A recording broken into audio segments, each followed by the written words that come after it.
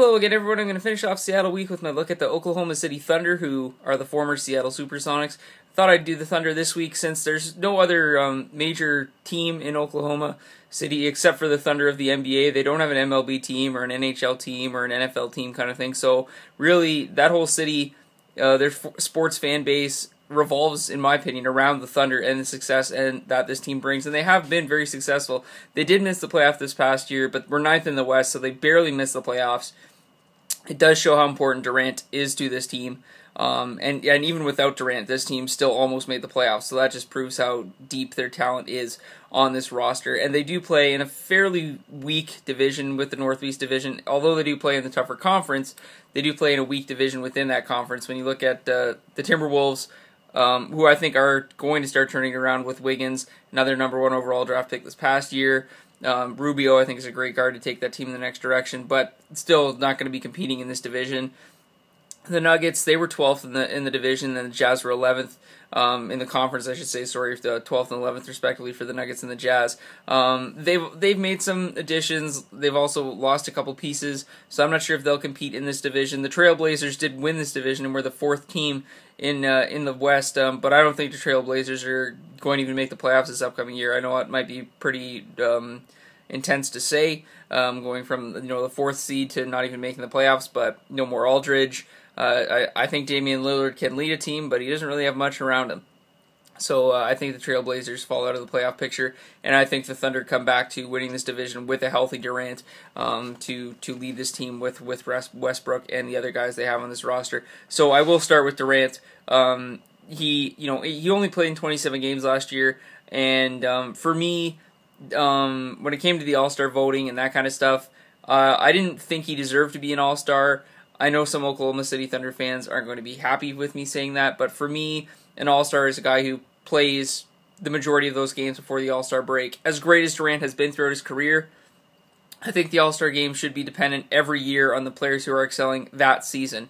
I do like it if people like Tim Duncan were having a bad year, but it's his 20th year in the league. He says he's going to retire. Maybe you don't vote him in as a starter, but if he's somebody who gets in, I'm okay with that. That shows respect. And if Kevin Durant had been in the league for 15 years at this time, and he was hurt, and he said this was going to be his last year or something like that, then sure, I'm okay with him being a reserve. But I don't think he's been in the league long enough to just automatically get an All-Star vote, even if he's missed a lot of the games before the All-Star game. For me, the All-Star game should be based on the players who are excelling that specific season, not based on the course of their career. Because there's no circumstance or outline with the All-Star game. In the MLB, whoever wins the All-Star game, well, that league gets the home field advantage come World Series time. If that was the case for the NBA, and whatever the conference won the All-Star game was the one who got home field or home court advantage during the postseason, then that would be big. Then sure, you're gonna want a guy like Durant on the All-Star game, even though he's only played 20 games. But they don't have something like that. If that does happen, which I think it should, I think it would make the All-Star game a little more competitive, a little more entertaining to watch, and you're not going to have scores like 125 to 120 that are a ridiculous score for a basketball game. Also, you don't want guys to get hurt during the All-Star game, of course, as well. So I think that that's where that line kind of gets drawn, is do we want to put in a stipulation to the game that is ultimately going to have somebody get hurt during an All-Star game, which is meant to be just a fun weekend kind of thing. We'll see what happens. But Durant did play well in those 27 games. 25.4 points per game, 6.6 boards, 4.1 assists. Definitely an MVP type of caliber player if he plays a full season, and definitely a guy that can lead this team to a postseason berth this upcoming season. The other guy you got Westbrook at the point guard position. Yeah, he played in 67 games last year. So again, there's 15 games that he missed. I think that's big. I think you need to have both these guys on the court to be a successful team, and I think if both those guys are healthy and play a full season, this is a top 4 team. Westbrook had a 28.1 points per game, 7.3 boards, and 8.6 assists. Another MVP caliber type of player. And if you have 2 MVP caliber type players on the same roster, you should be expected to make deep playoff runs and be a contender even in the Western Conference, which is a tough conference. I think behind those 2 guys, they can do that. When you look at the center position, you got Enes Kanter. Fantastic center. 18.7 points per game last year, 11 boards, chips in with an assist or 2 for a game. Great center to have on this team. And then you got Adams to back him up. 7.7 points per game from him with 7.5 boards. Great center combination there. Very strong position on this team, in my opinion. The other starting forward next to Durant, obviously, you got Serge Ibaka. Last year, 14.3 points per game with 7.8 boards and about an assist. Solid forward combination there with Durant and Ibaka.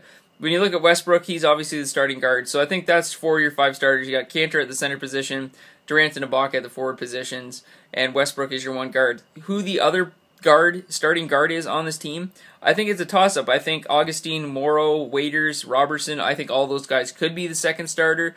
I think the preseason is going to determine who that other starter is going to be.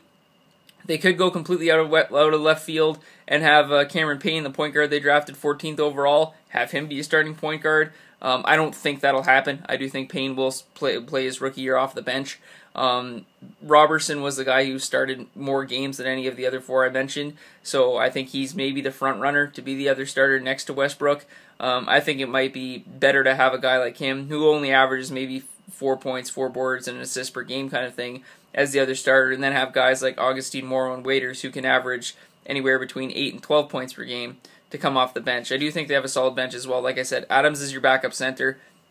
You got McGarry and Collison for your backup forwards, and then Waiters, Augustine, Morrow, as well as the rookie Cameron Payne as your backup guards. I think that's a solid lineup. They also have Dakari Johnson, who's a center they drafted 48th overall. Not sure if he'll see much playing time because of the deep talent pool that this roster has. Last point I'll make is based off of last season. When you just look at the 4 guaranteed starters that I think for this team with Kanter, Ibaka, Durant, and Westbrook, those 4 guys averaged in the games they all played 86.5 points per game. If you put in whoever your 5th starter is, and he only chips in 10 points per game, well, your starters are almost getting you 100 points per game. So your bench just has to go out and play solid defense, chip in 10 to 15 points, and this can be an easy 50-win team, in my opinion.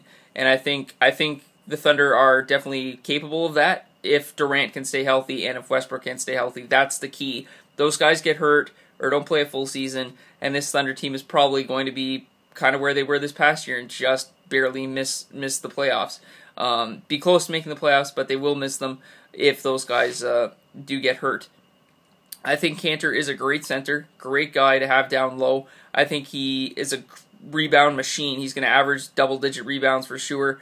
Westbrook, I think, has the ability to average double-digit assists, and I think this is a very, very strong, talented roster that is competing in a weak division with teams that are up and coming. Give it 2 or 3 seasons, and the Timberwolves could be contending in this division. And we'll see what happens at the end of the year. I think the success of the Thunder this year will determine where Durant goes next year. If the Thunder have a 50-win season and make a deep playoff push, I think he stays. If they miss the playoffs and are the 9th or 10th seed again, I think he goes somewhere else. Maybe he goes to Washington. We'll see what happens with that. If he goes to Washington and you have John Wall, Bradley Beal, and Kevin Durant, Washington, I think, instantly becomes contending with the Cavs in that Eastern Conference if you put Durant into with those 2 guys. But we'll see what happens. We still got to get through this year. I do think they have a strong roster if it stays healthy, and are definitely capable of having a 50-win season and making a deep playoff push. Those are my thoughts on the Thunder to wrap up Seattle week. I'll be back next week with a new city and new teams. You can follow me on Twitter at jham614. I do appreciate all the support, and I will follow back. Thank you again, and enjoy your weekends. Bye-bye.